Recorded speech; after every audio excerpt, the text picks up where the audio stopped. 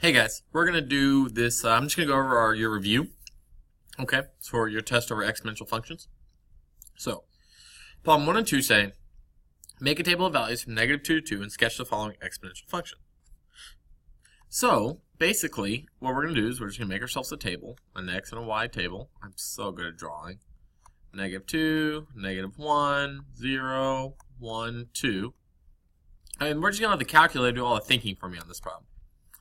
To the point where I know that I can get a table in my calculator pretty fast by putting the equation into y equals and then just looking at the table. Second graph gets us to the table. And so at -2, we're 0.04. So at -2, we're at 0.04. At -1, we're at 0.2. At 0, we're 1. At 1, we're 5. And at 2, we're 25.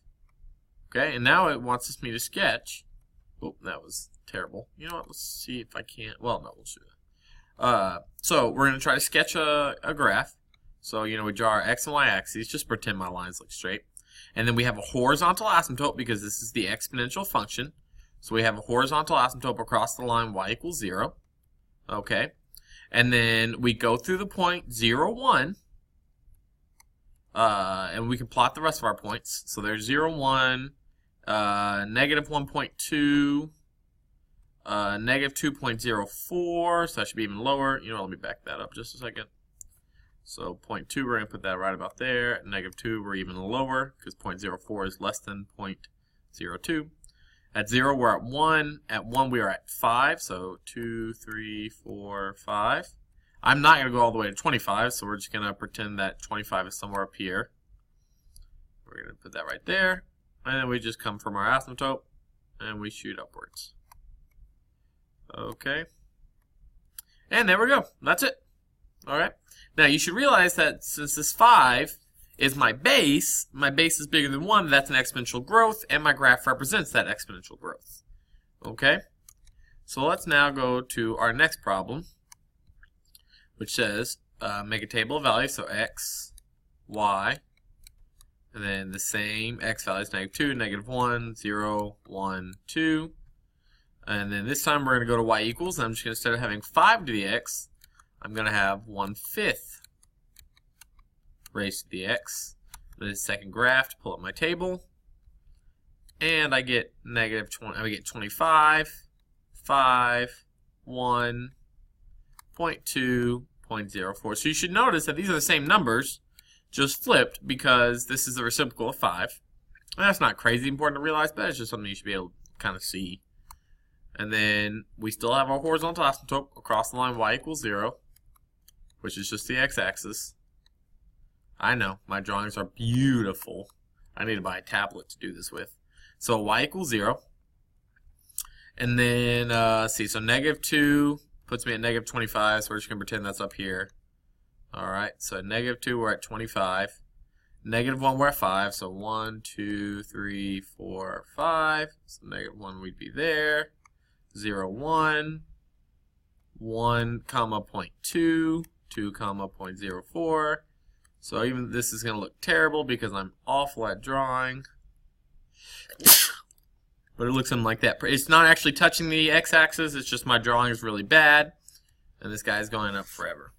Alright, and you should look at that and realize that that's clearly an exponential decay situation. Oh, and excuse me for sneezing. So you should realize this is an exponential decay kind of situation. Alright, let's move on. Problem 3.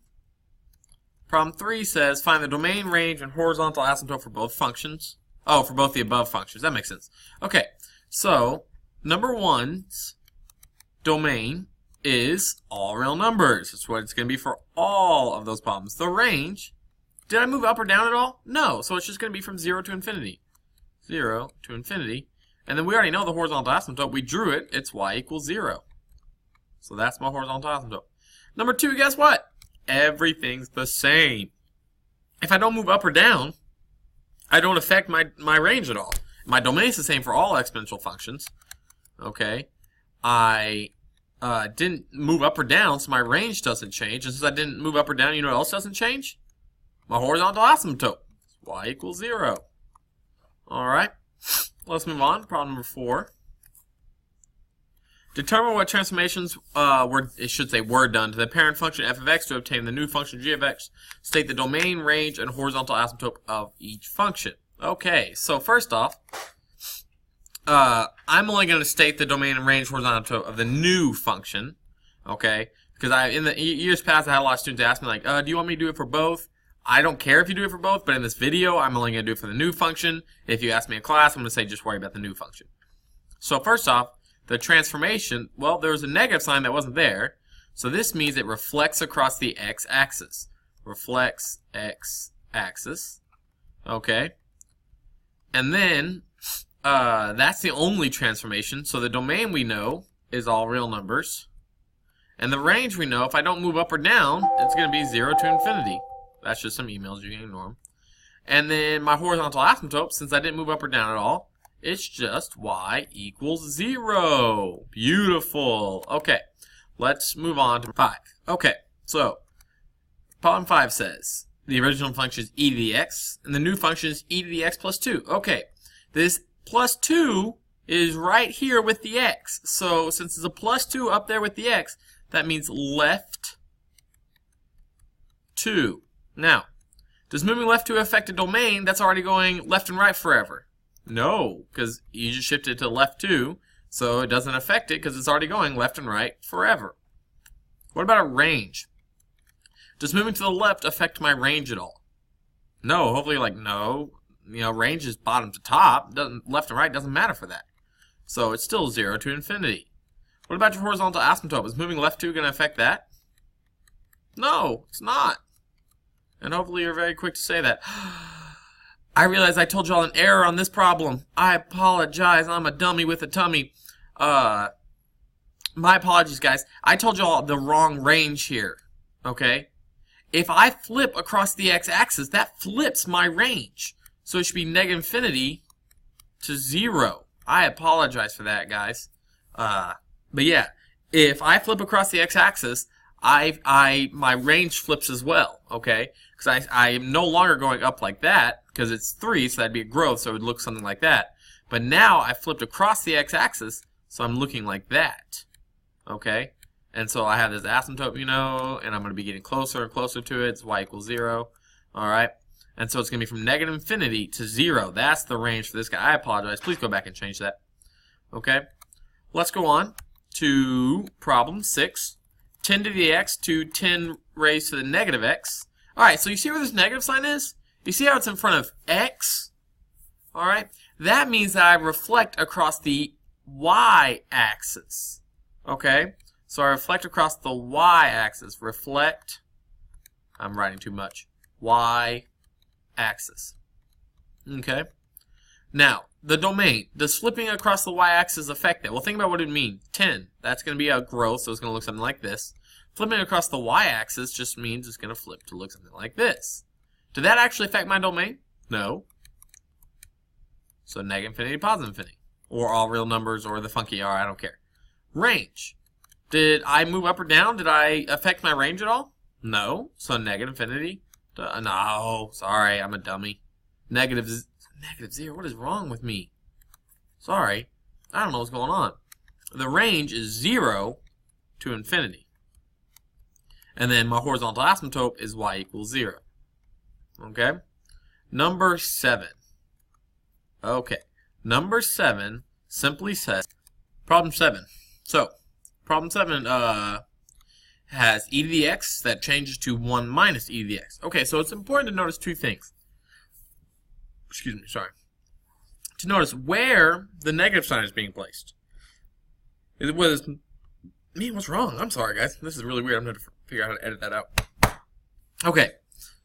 It's important to look and see that this e to the x was positive, and now it is negative. So that means that since my function went from being positive to being negative, that's a reflection across the x-axis. Reflects x-axis. Okay? And then I have a plus 1 here. I know it's a positive 1, but that's the same thing as just saying plus 1. So that means I moved up 1. Okay. So first off, I reflect across the x-axis. Does that affect my domain? No. Does that affect moving up 1? Does that affect my domain? No. My domain is still negative infinity to positive infinity. Okay? But now let's look at our range. Our range is our y value from lowest to highest. 1, I reflected across the x-axis. So that means I'm going from looking like this to looking like this. But then guess what I did after that? I moved up 1. So now I'm more like that. So my range is from negative infinity to 1. Okay? And then my horizontal asymptote, which is usually at y equals 0, but since I went up 1, it's at y equals 1. Okay? Alright, let's try going down to problem number 8. Problem number 8, which says 1/2 raised to the x, is the original function, and then it changes to 4 plus 1/2 to the x. The only change here is that I have a plus 4 here, which means up 4. So then my domain is the same thing it's always been, all real numbers, so that's just going to be the funky r. My range is usually 0 to positive infinity. Well, I went up 4, so it's not going to be 0 to positive infinity, it's going to be 4 to positive infinity. And then my horizontal asymptote is usually at y equals 0, but I went up 4, so it's at y equals 4. Alright, number 9.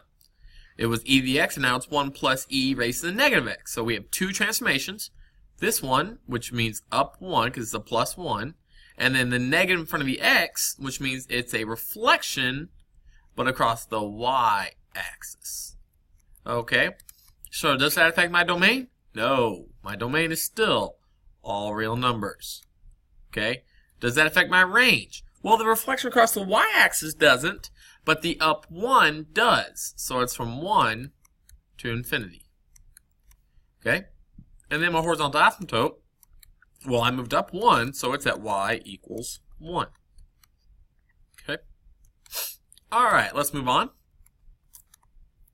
Problem number 10.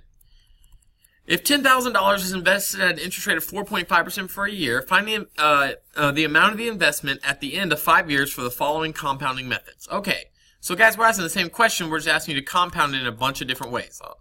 Alright, annual, semi-annual, monthly, weekly, daily. Alright, so for annual, to me it's very simple. Just use this formula. Y equals the starting amount, so that'd be 10,000, times 1 plus the interest rate in decimal format, so that's 0.045, raised to the total number of years, which is 5 years.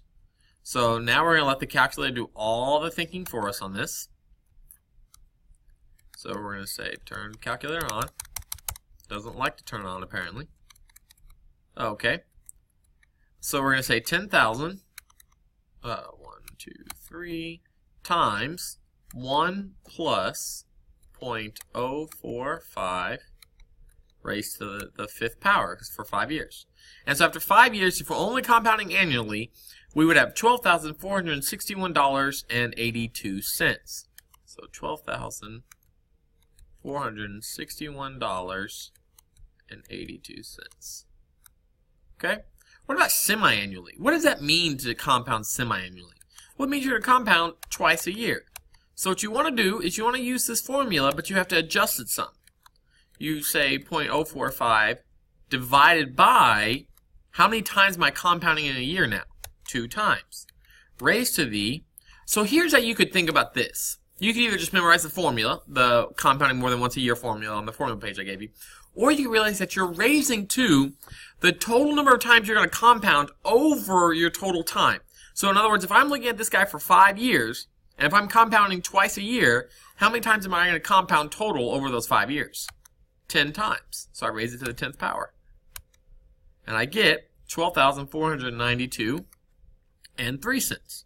One, this answer makes sense comparing it to my first answer, because I know that the more often I compound, the more money I should make. Alright, what about if I did it monthly? Well, that would be a very similar to the formula, the one I just used. Oops. Except instead of compounding twice a year, I'm now compounding 12 times a year. And now instead of being raised to the 10th power, let's think about this for a second. If I'm compounding 5 years monthly, how many times am I going to compound? Well, 5 times 12, which would be 60 times. So I get 12,517 and 96 cents. which again, this answer makes sense given the other answers, because I know the more often I compound, the more money I should get. Weekly. All right, weekly is kind of a pain. How many weeks are in a year? 52. Okay. So I need to go change, instead of dividing by 12, because that's not how many times I'm compounding in a year now. Now I'm compounding 52 times in a year. However, I need to do 52 times 5, and I don't know what that number is off the top of my head, so that's why I had to type it in. And I get 12,522 and 1 cent. 12,522 and 1 cent. Daily. Okay. Well, how many days are there in a year? Ooh.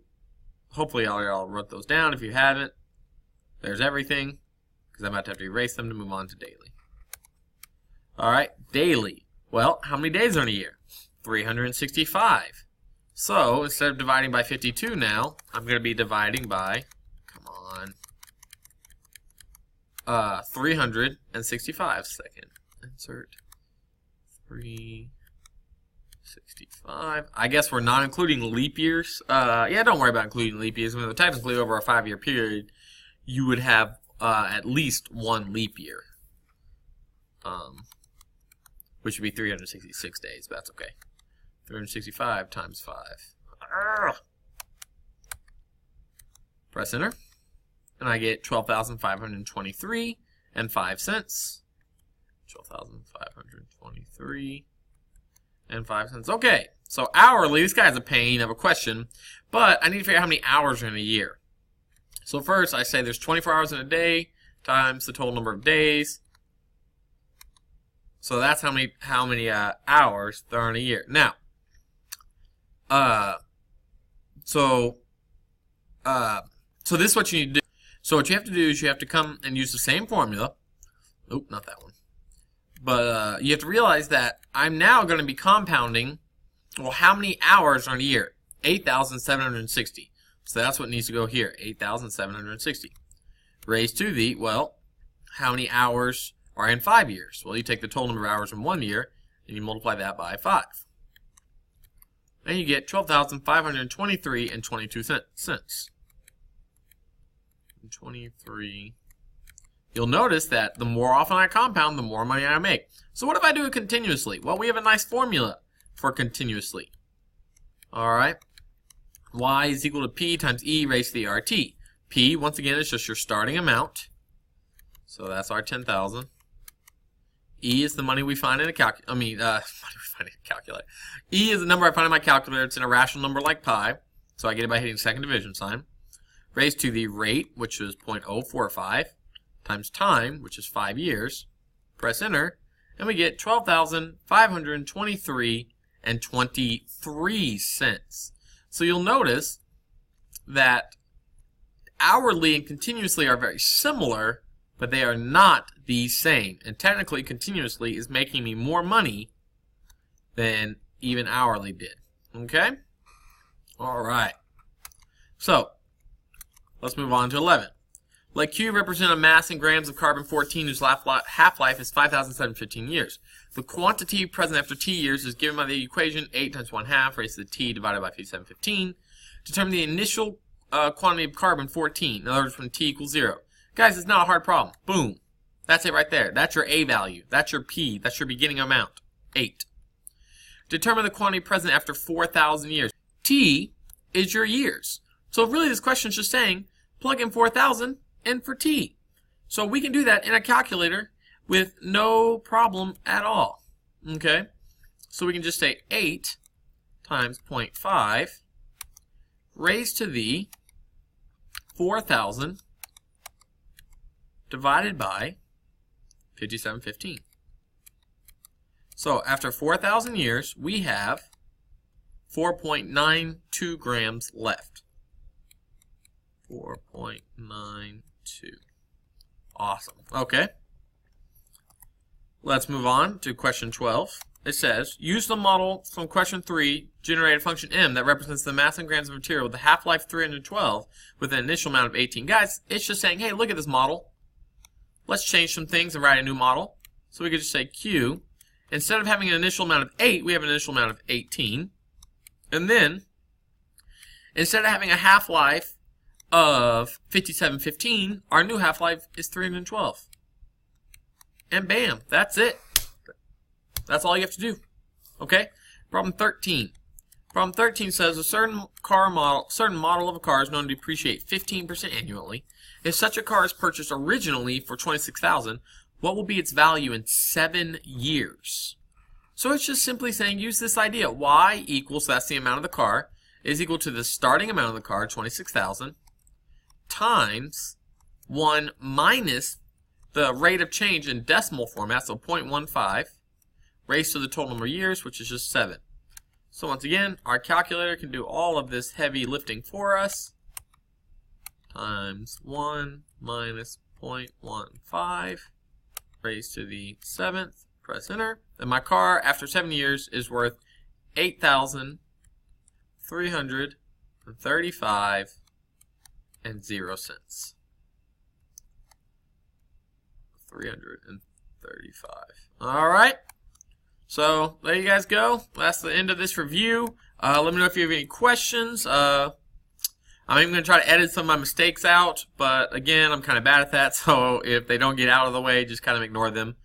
Let me know if you have any questions. Send me a remind, send me an email. Have a great day.